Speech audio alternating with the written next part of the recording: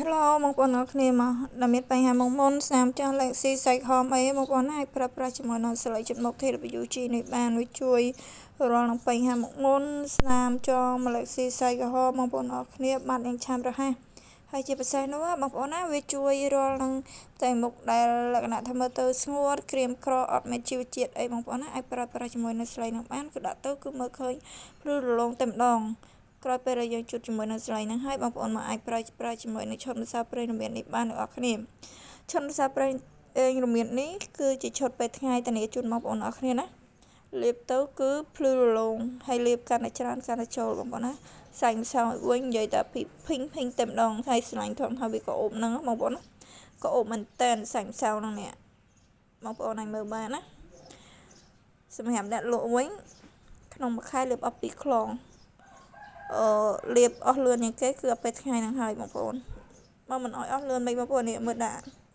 បាតពេញមុខហើយមិនលុញយក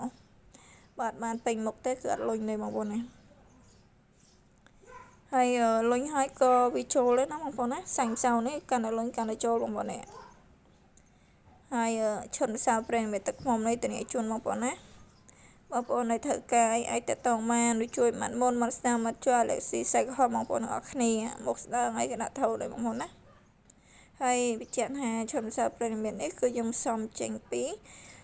ម្សៅប្រេងរមៀតហើយនឹងទឹកឃ្មុំសុទ្ធជាផលិតផលកូនខ្មែរបងប្អូនណា